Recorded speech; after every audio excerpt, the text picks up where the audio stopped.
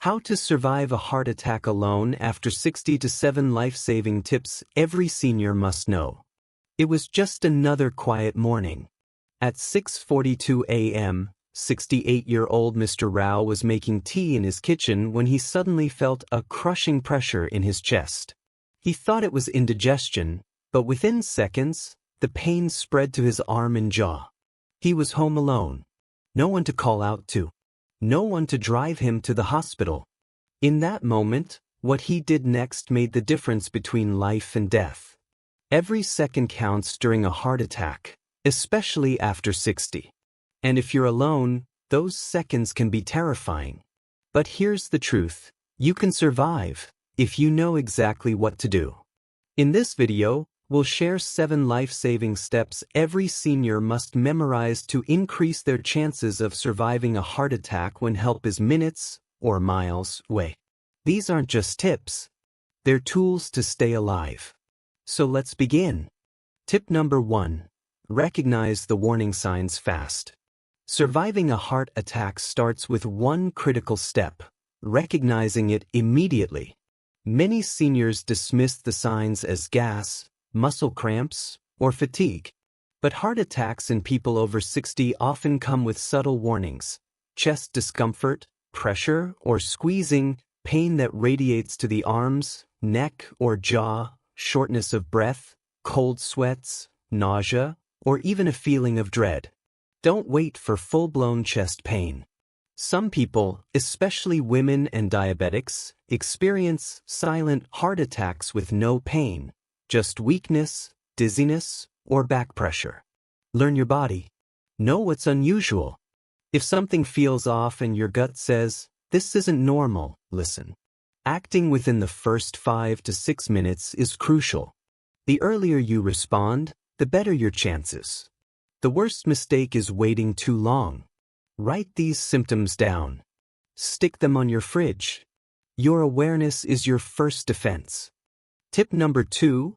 Call emergency services immediately. Once you suspect a heart attack, do not try to drive yourself to the hospital. You might lose consciousness on the road. Your next move is to call emergency services immediately, even before doing anything else. If you live alone, keep your phone within arm's reach at all times, especially near your bed and in the kitchen. Program emergency numbers as one-tap shortcuts. Even if you're unsure whether it's a heart attack, call. It's better to be safe than sorry. While waiting, leave your door unlocked so paramedics can get in. If possible, send a quick voice message or text to a nearby friend or neighbor. Time is muscle. Every minute without medical attention means more heart tissue is damaged. Don't hesitate. Don't delay. Pick up the phone and call. It could save your life. Tip number 3. Chew aspirin immediately, if available. If you feel heart attack symptoms coming on and aspirin is nearby, take it immediately. Not just swallow, chew it. Chewing gets it into your bloodstream faster. Aspirin works by thinning the blood and preventing further clotting, giving your heart a fighting chance. A full-strength, 325 milligrams, aspirin is ideal, but even a baby aspirin, 81 milligrams, can help. Keep a blister pack near your bedside, in your wallet, or handbag. It's not a cure, but it can buy you precious time while waiting for medical help. However, if you're allergic to aspirin or have been told not to take it, skip this step. Talk to your doctor today about whether you should keep emergency aspirin on hand. It's one of the most low-cost, life-saving actions you can take. In the world of heart attacks, a single tablet could be your lifeline. Tip number 4. Stay calm and sit upright. Panic is a killer. When a heart attack strikes, your instinct might be to pace, lie down, or even collapse. But what you need to do is stay as calm as possible and sit upright, preferably in a sturdy chair or against a wall. Lying flat puts more pressure on your heart and lungs. Sitting upright reduces strain and helps with breathing. It also lowers your risk of fainting or choking if you vomit. Take slow, steady breaths. Focus on inhaling through your nose exhaling through your mouth. Tell yourself, help is on the way. I'm doing what I need to survive. If you're sweating or cold, use a light blanket. Avoid eating or drinking anything. Don't try to move around or walk it off. Stillness, calmness, and oxygen are your allies until help arrives. Your mind can either increase panic or bring you back to stability. Choose calm. Tip number 5, use emergency technology. Technology can be a silent hero if you set it up in advance. If you're over 60 and live alone, consider wearing a medical alert device with a fall detector and emergency SOS button. These devices can automatically contact medical help if you collapse or can't reach your phone. Smartphones also have emergency SOS features that, when pressed multiple times, call 911 and send your location to emergency contacts. Some smartwatches even detect irregular heart rhythms and notify you before symptoms worsen. But here's the catch: you must activate and learn these tools before a crisis. Practice using them. Test alerts.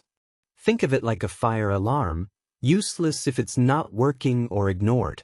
In those terrifying solo moments, a button on your wrist or phone could be your voice when you can't speak. Don't rely on luck. Rely on preparedness. Tip number 6, keep your emergency info visible. Imagine paramedics arrive, but you're unconscious. They need to know your name, age, medical history, allergies, medications, and emergency contacts immediately.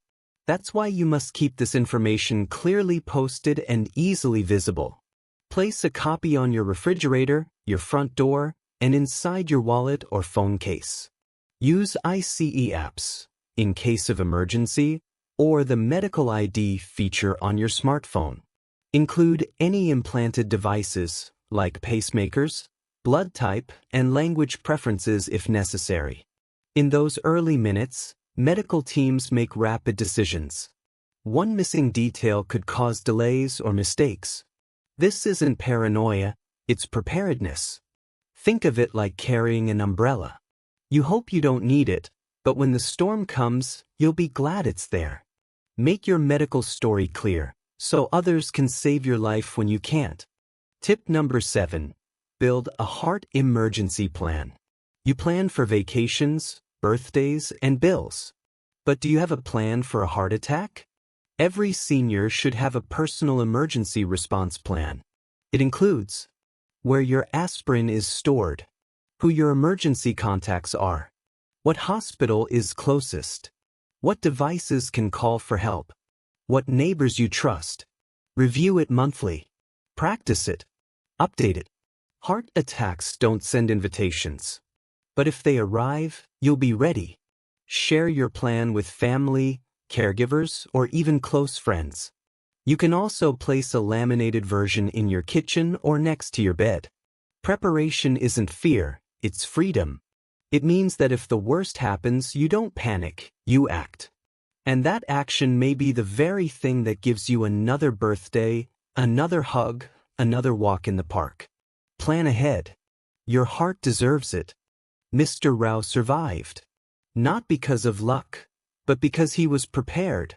He recognized the signs, called for help, took aspirin, and stayed calm until the ambulance arrived. Now he tells everyone he meets, "I didn't die that day because I knew what to do." And now, you do too. If you're over 60, don't wait for the crisis to come. Practice these 7 tips. Teach them to your loved ones. Save them somewhere visible. Because in a true emergency, what you do in the first 5 minutes may determine whether you live to see the next 5 years. Your heart has carried you through joy, sorrow, love, and loss. It's been your loyal companion for decades. Now it's time to give back to it, with knowledge, awareness, and action. You have the power to survive. So take care of your heart, because it's taken care of you for a lifetime.